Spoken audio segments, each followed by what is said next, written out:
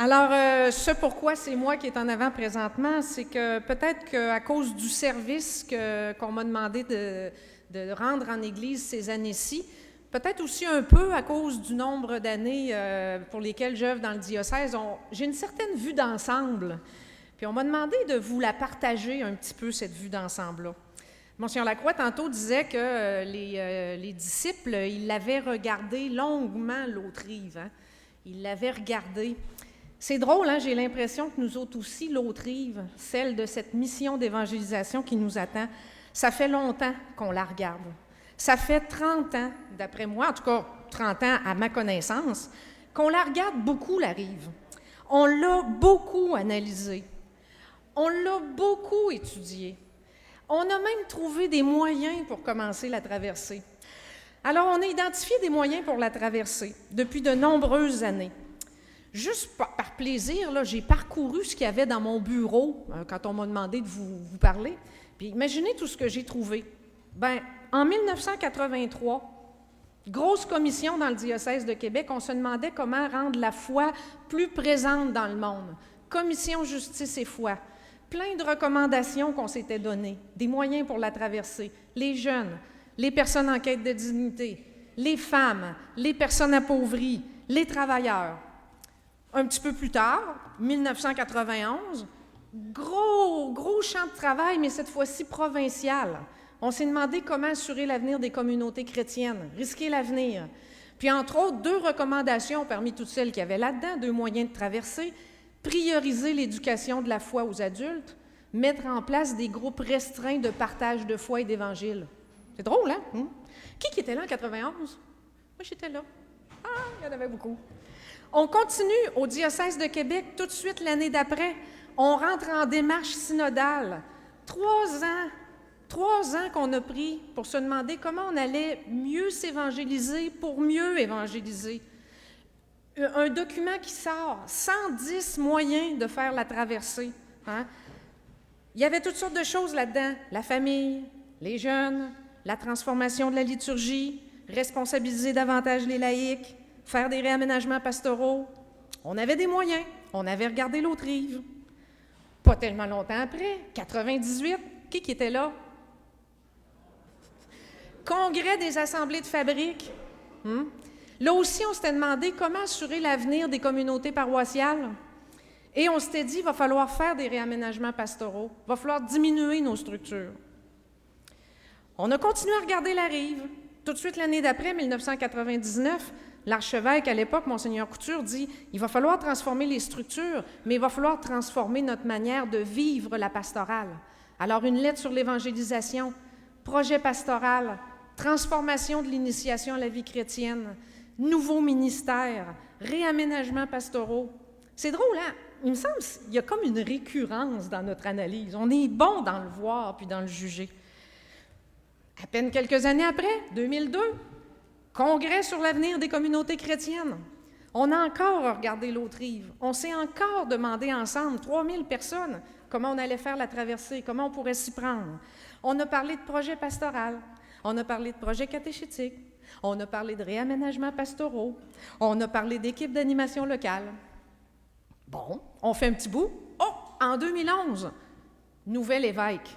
Alors, on lui demande où c'est qu'on s'en va avec les communautés chrétiennes. Ça serait peut-être bon de regarder un peu l'autre rive. Alors, on a le cadre de référence. Mais Monseigneur Lacroix nous dit, écoutez, vous avez tellement observé depuis quelques années, je reconduis ce que vous aviez discerné avec l'Esprit. Alors, ce qu'il y avait dans Mission Nouvelle Évangélisation, projet pastoral, projet catéchétique, équipe d'animation locale, diminution du nombre des fabriques, bien, il faut continuer cette traversée-là. Par contre, il nous donne une indication supplémentaire. On va faire les traversées en communion de communauté. Mais on continue les traversées qu'on s'était dit qu'il fallait faire. L'année passée, notre évêque nous a écrit une première lettre pastorale. Encore là, on a bien vu la rive de l'autre côté. C'est important que les communautés chrétiennes locales soient vivantes. Pour qu'elles soient vivantes, il faut qu'elles se rassemblent pour célébrer le jour du Seigneur. Mais dans le contexte actuel, peut-être qu'on ne pourra plus toujours se rassembler autour de l'Eucharistie, mais on peut toujours se rassembler autour de celui qui nous réunit dans sa parole. On a continué à regarder la rive. Décidément, comme le dit Monseigneur Lacroix, des fois j'ai l'impression qu'on a toujours tout bien préparé notre traversée. Il y avait une image, là. On a chaîné nos bateaux, hein, on a mis du vernis, sorti les ceintures de sécurité. Mais qu'est-ce qui fait qu'on ne part pas? Ou qu'est-ce qui fait que notre traversée, là, on est tellement encore sur le bord de la rive qu'on pourrait sauter puis nager puis se rendre à la rive de départ? On n'a pas trop de danger de se noyer encore. On n'est pas vraiment au large beaucoup. J'ai ces petits bidules-là, électroniques, c'est extraordinaire. Hein? Ça permet de prendre des photos sur le vif. J'ai pris quelques photos depuis les dernières années, puis je pense que j'ai été capable d'observer des choses qui expliquent peut-être pourquoi on a de la misère à traverser. Inquiétez-vous pas si jamais vous vous reconnaissez, ce n'est pas des photos compromettantes, mais j'ai oublié de demander les droits avant de les prendre. Et je peux vous assurer, par contre, que tout ce que vous allez voir n'est pas de la fiction, comme dit le petit avertissement dans les émissions de télévision. Moi, je pense qu'une des premières raisons pour lesquelles on n'arrive pas à traverser, bien, je pense qu'il n'y a pas de mouvement d'ensemble. Quand on regarde l'image, là, je ne suis pas sûre qu'on rame toujours dans le même sens. Hein? Je pense juste à l'initiation à la vie chrétienne. Des milieux qui ont commencé des choses extraordinaires au tournant des années 2000. Les voisins qui n'ont pas bougé. Les familles, elles, y ont magasiné. Puis, des fois, même les paroisses qui avaient commencé des choses, bien, ils ont reculé. Une autre raison aussi qui fait qu'on n'est peut-être pas très avancé dans notre traversée, c'est que des fois, je pense qu'on se prend pas mal tout le monde pour des capitaines. À chacun notre barque. Hein?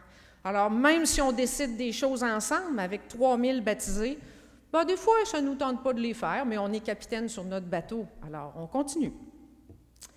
Je pense aussi que d'autres fois, on a un problème de rames. On ne croit pas que les rames, c'est des bons outils.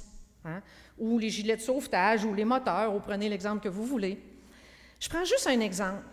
Moi, en tout cas, quand je suis arrivée en 1983, on parlait des présidents d'assemblée, des présidents laïques d'assemblée de fabrique. Puis on parlait aussi que les prêtres curés étaient surchargés de tâches administratives.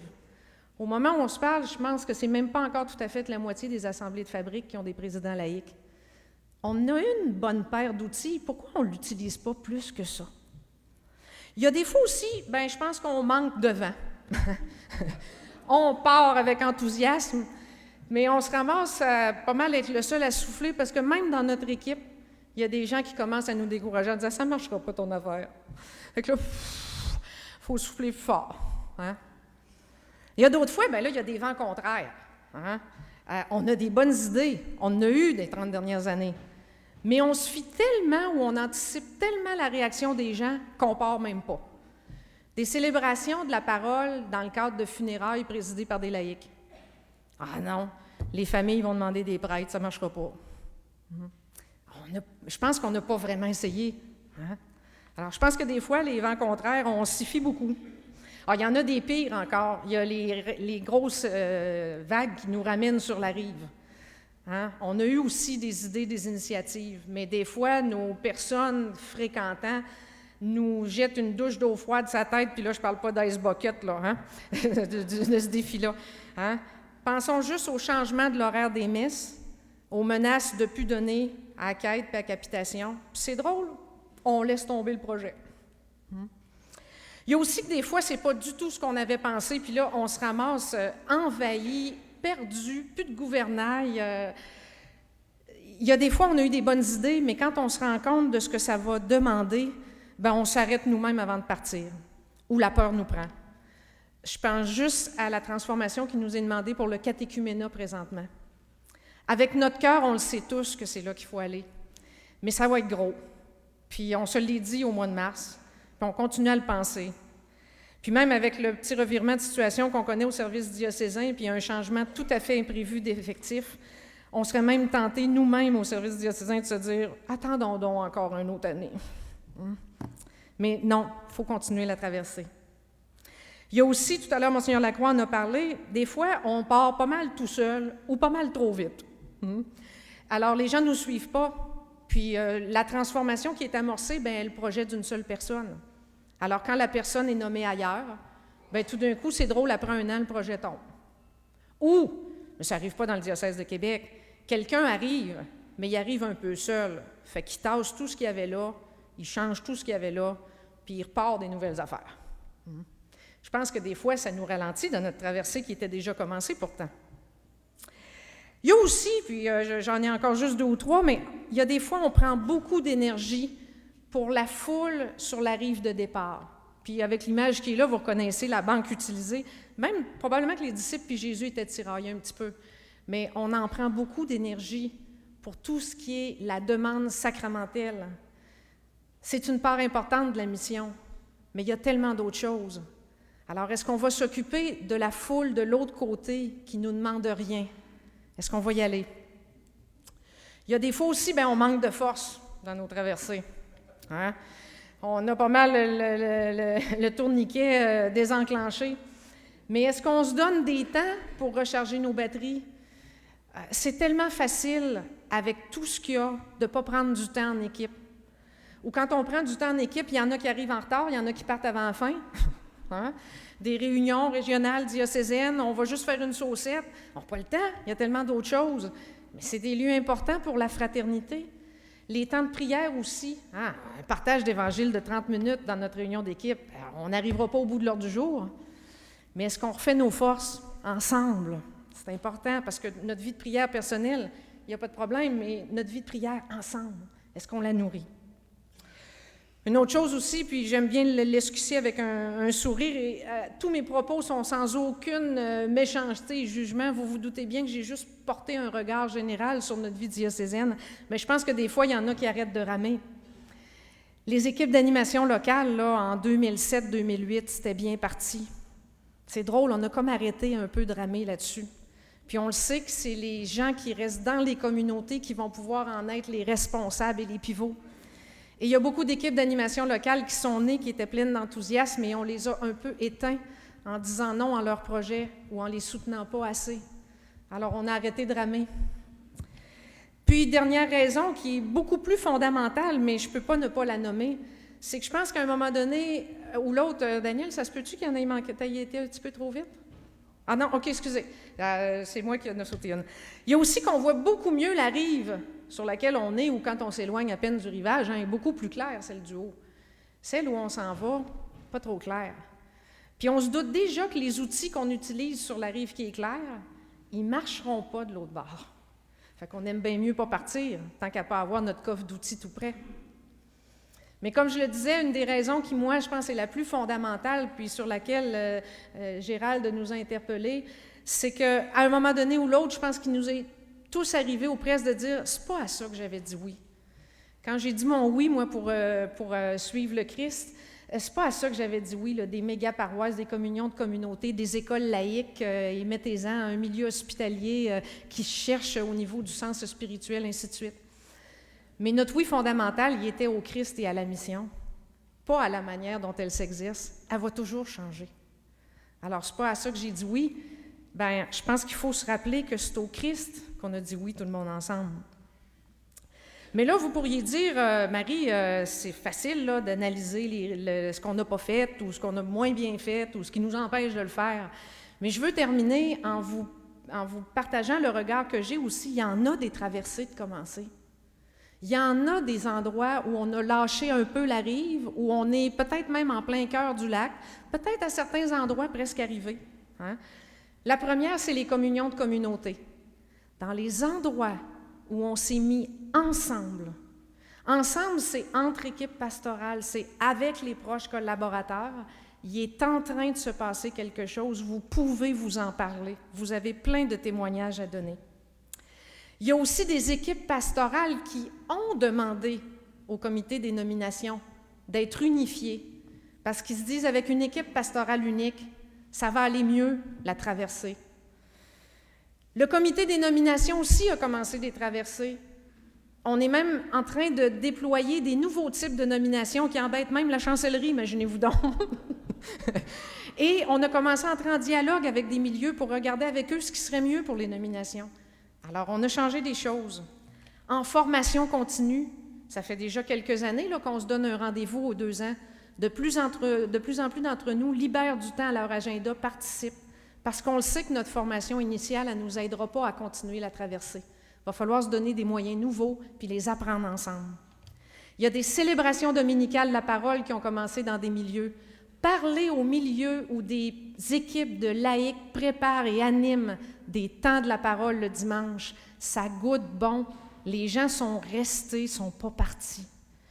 Il y a des endroits où on a mis des groupes de partage d'Évangile avec la méthode de Monseigneur Lacroix qui nous a suggéré dans le petit feuillet ou avec d'autres. Hein?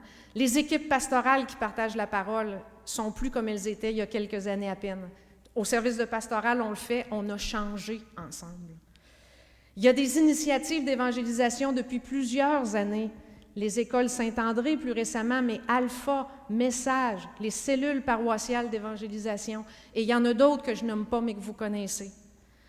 Et finalement, il y a même des endroits où on a osé faire du discernement spirituel sur le nombre de fabriques dont il va falloir se doter dans une grande communion de communautés où on est jusqu'à 15.